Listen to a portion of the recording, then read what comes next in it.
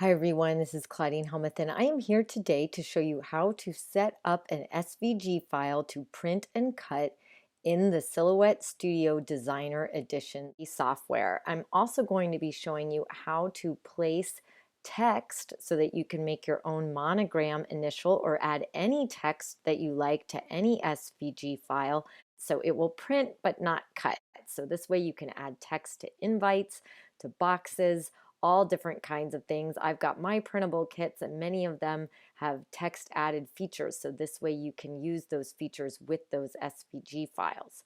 So I've got a few little tips for you in this video. You can also download this kit for free and follow along with all of the steps.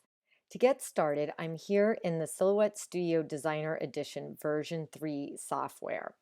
Now to open SVGs, you do need the Designer Edition, not the basic edition that comes for free with your machine. You'll need this upgrade. But there's so much more that you can do with the Designer Edition. It's really worth it. I'm working in version 3 of the software. If you're still in version 2, that's okay. Just follow along. There are many things that will still apply to version 2 of the software. So first, what we need to do is we need to set our page size. Here you can see on my mat that it is 12 by 12. So I've opened the page setting window by clicking this button over here, and I want to make sure to select letter. Because we are printing and cutting, my printer fits letter size sheets of paper, so that's what size of paper you want to use is the size of paper for your printer. I'm going to select portrait right here, which is already selected. And then I want to draw your attention down here where it says print and cut borders. I want to click both of those boxes. And so you will see a gray line and then a red line. So it's going to show the print border as well as the cut border. Now, one more thing, we want to make sure to turn on your registration marks. So I've clicked this button right here. That's the registration marks window. And under style, I'm going to choose my machine. My machine is a Cameo, so I'm going to choose that. So now you see here, we have the registration mark showing up. Now this gives us a lot of room between the cut border and the print border. So we can actually play with some of these measurements here just to give ourselves a little bit more room to fit on our SVG files. So you can see if I scroll these over, or you can type in numbers there if you prefer that. So I'm just going to scooch them around a little bit, and yours may be a little bit different depending on your printer settings. I just like to try to get the most room out of my paper. So that looks good. You just want to make sure not to go outside of this gray line. You want to make sure that your registration marks are well within that line so that way your machine can read where to cut. So now we've got our page all set up. Let's bring in some SVG files. To open an SVG, you're just going to go File, Merge, and then I'm going to start with the blue box first. So I'm just going to open that up. So it pops in right there on our surface. Now, if you are in version 3 like I am, let me just show you something. If I go to move this, it's going to separate both of them. So we don't like that to happen. So I just went ahead there and put it back. What you need to do is you need to select everything if you are going to be moving it around. So you can do that just by clicking with your mouse, making sure that you're on the little arrow button up there, the selector tool, and then just dragging around. Or you can go to Edit, Select All, and it will select everything. So we'll just move that over there. Now you can see here, there's this little circle, and that's my design for the front of the box. So that way you can add a monogram initial, and I'm going to be showing you how to do that in just a minute. But let me draw your attention just very quickly here. I'm going to zoom in. So you can see here we have the cut line, which is this black line. We also have the fold or score lines, which are the dotted lines that I've put in there for you. You'll also notice that the color goes outside of the cut line. And this is what's called a bleed. And that's just so that every printer and every cutter cuts slightly differently, sometimes just a millimeter differently. And if the cut line goes right to the edge of the color, sometimes you'll end up with white pieces of paper showing where it doesn't cut exactly and it shifts. So by having a bleed, you will always have full color all the way to the edge. Now, a lot of people are used to working with print and cut files where they would trace the image. I've already done all that tedious work for you by making the cut lines here on top of the image. So you actually would not want to trace this file at all, because then the box will not go together properly because of the bleed is outside of the dimensions of the box. So that's just a little bit about the file setup. So now let's set up our cut settings. And to do our cut settings, we're just going to go over here, the second button in. It looks like the little knife that cuts in your Silhouette machine. And when you mouse over it, it says cut settings. So we'll click on that.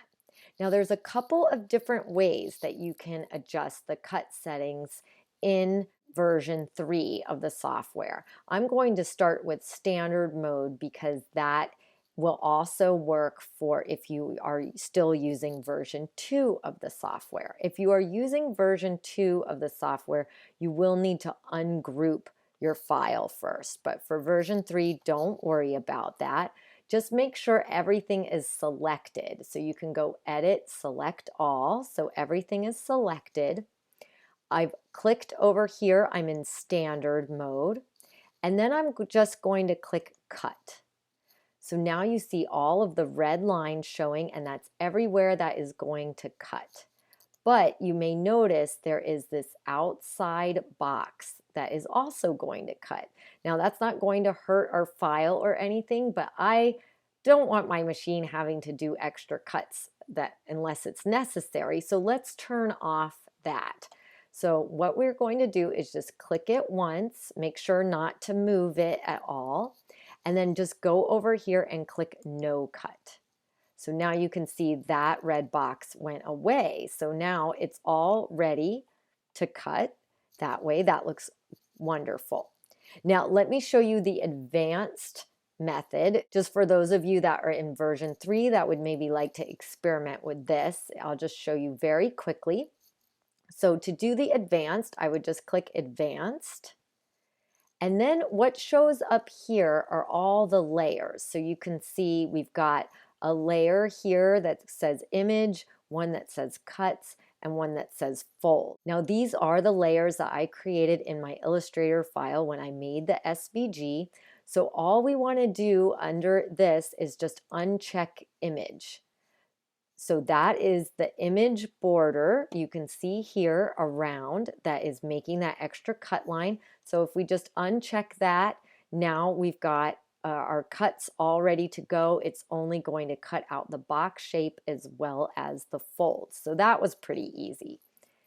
Now I'm just going to go back to standard mode. So we've got our cut settings all set up.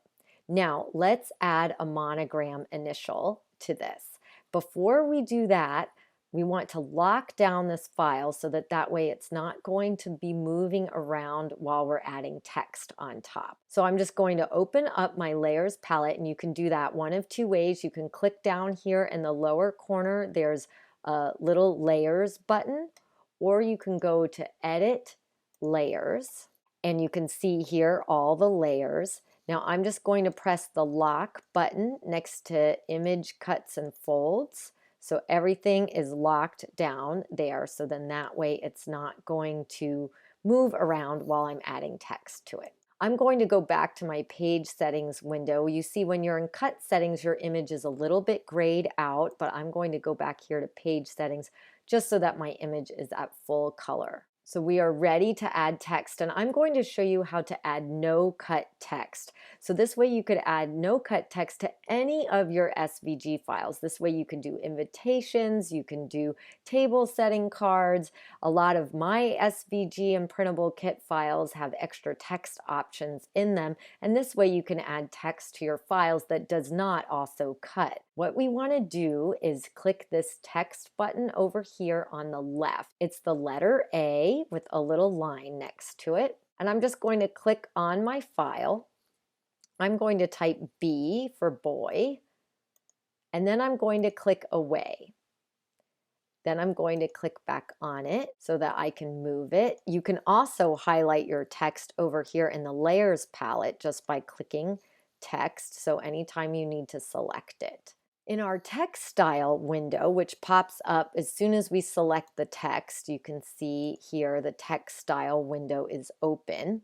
I'm just going to choose a simple serif font like Times that I know everybody has. That looks pretty good. And then let's play around. You can see here, you can scroll down within your text style window. So don't miss any of these extra settings that are over here, like the text size. So I think I'm going to go much larger on that.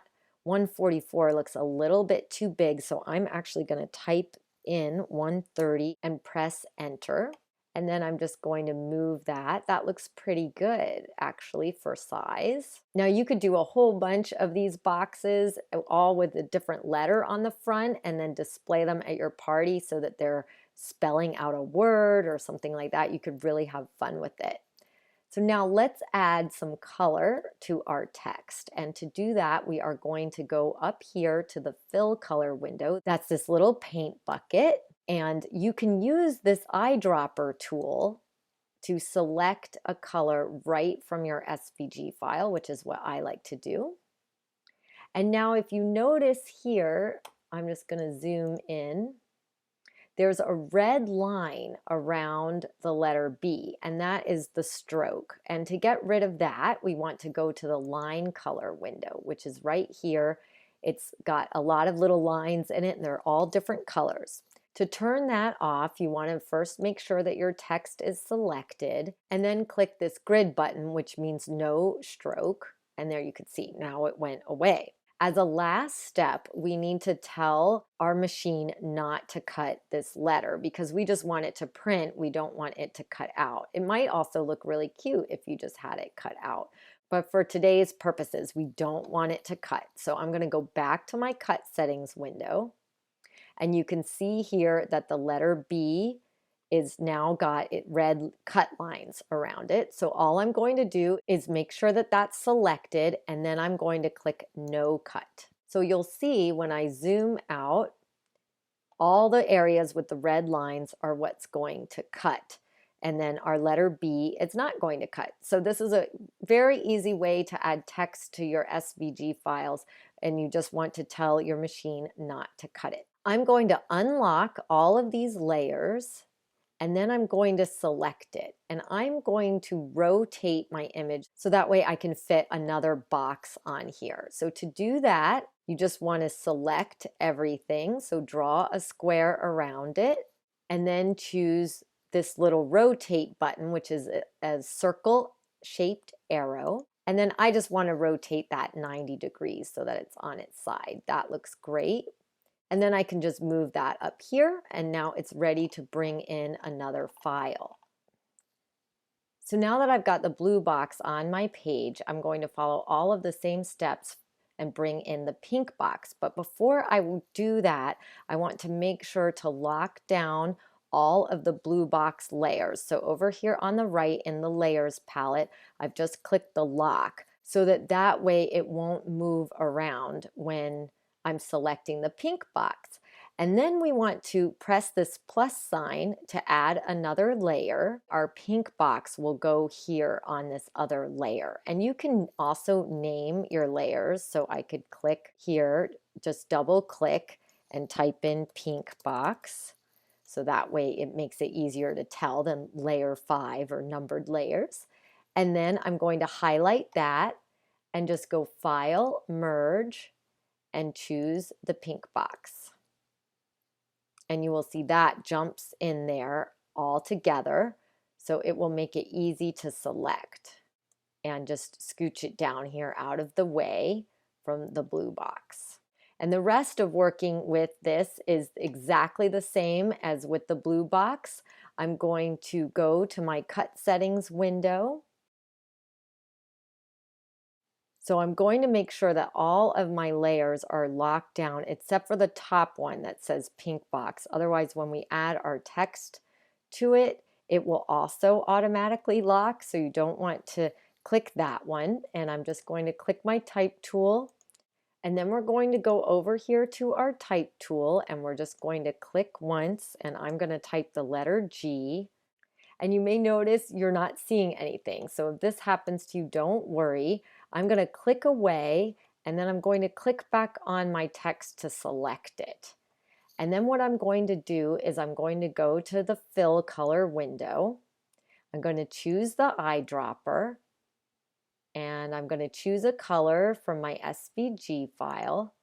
And then now we can see it. So sometimes your text may not have a fill color and so that may be the reason that you're not seeing it. So it confused me at first, and maybe that's a helpful tip for you.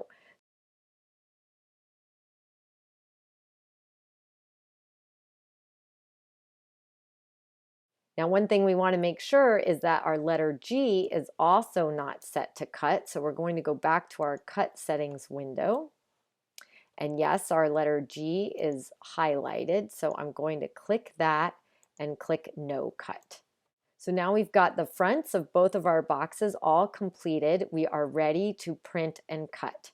So to print, I'm just going to go to the printer icon over here, or you could also go File, Print, and then you're just going to click Print to print your document. So here is our paper fresh from our printer, and you can see it has printed the registration marks in the corner. So that's what's going to tell the machine where to print and cut. And then this is the kind of paper that I like to use. It's the Staples Photo Supreme matte paper. It's a great weight for making little favor boxes that hold cupcakes and treats. So it's heavy enough to hold those items, but not so heavy that it makes it difficult to work with. It's also really inexpensive and it prints nicely as well. So really, in my mind, cannot be beat. So now we are ready to apply our paper to our mat. So I've got my silhouette mat here and I'm just going to line up my paper so that it's in the same position as it is on my computer screen. So that way the machine will know where to find the registration marks as well as minimize any problems cutting. So you're just going to want to make sure that your paper has good contact with your mat. And now we are ready to feed it into our machine. To feed your paper in the machine, you just want to make sure that it is lined up with, there's a little groove right here on the side of the machine. So make sure that it's lined up with that and that it's within the rollers. And then you're just going to press enter. So now it is loaded in the machine. And then you just click start. And you can see here it's registering the registration marks.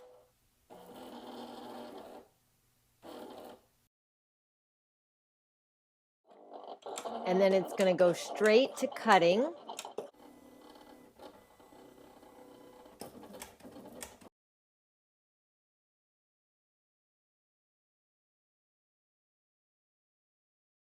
And now it is finished cutting, so all you do is just press enter to unload. And now for the really exciting part, we get to remove the paper and see our cuts. So we just peel it off. And then we just want to remove the box pieces, and I like to just use this little spatula. It helps get them off easier. And the score lines are already all done for us, so we can just go ahead and easily fold all of the fold lines on here. So I'm going to finish by printing and cutting the rest of the pieces for our boxes, and then I'm going to show you how to put them all together. I just want to show you quickly how to cut out the cupcake tray. So I'm going to bring that onto my page again by going File, Merge, and choosing the cupcake tray. Now the cupcake tray is a straight SVG, so we will not be printing and cutting. It will only cut. So what's great about that is you can use your scrapbook paper, you can use 12 by 12 or 8.5 by 11 or any other paper that you would like to use. Now, if you are using 12 by 12, you'll want to make sure to change that over here in your page settings to 12 by 12. And then you can see you could cut out quite a few cupcake trays all at once. I have an 8.5 by 11 piece of scrap paper that I'm going to use, so I'm going to stick with that size. Now I want to select everything and I'm going to move it into place. And I like to leave my registration marks on at this point just to make sure I'm all within the cutting lines. And then I'm going to add a second cupcake tray. But before I do that, I want to lock down these layers on this one. So when I bring in the second one, I can easily move it into place without disturbing the first one. So just File, Merge again. I'm going to select everything, move this cupcake tray into place. That looks great. So then I'm going to unlock over here the first cupcake tray. And now we are ready to set our cut settings. So I'm going to go over here to the cut settings window. I'm on standard mode and I'm going to select everything on my page and then I'm going to choose cut. So now you see all of the red cut lines and we don't have to unselect anything like we do with the print and cut SVG images. It's good to go just the way that it is. And you can play with also choosing your paper type and all of those things. Then when you're ready, you want to make sure to load your paper on your mat, and you want to load your paper on your mat the same way that it appears here on your desktop. So that would be, in my case, the upper left-hand corner. But before we send to the silhouette, we're going to turn off the registration marks so that way it knows it's not printing and cutting, it is just cutting. And then we are ready to send to the silhouette. So I'm just going to click the Send to Silhouette button, and it's syncing. My mat and paper are already loaded into my machine, so I can just click Start. And now the machine will start cutting out the cupcake trays. I have finished printing and cutting out all of the rest of the pieces for both of the boxes as well as the cupcake trays, so they are ready to assemble. And you want to make sure that you have pre-folded along all of the fold lines on all of the pieces. And then to put them together, I'm just going to use my tape gun, but you could just use regular double-sided tape. It will work just as well. So let's start on the pink box. And both of the boxes go together the same way. Now, I don't know if you can see it, but there are letters on some of the tabs. So there's A and B.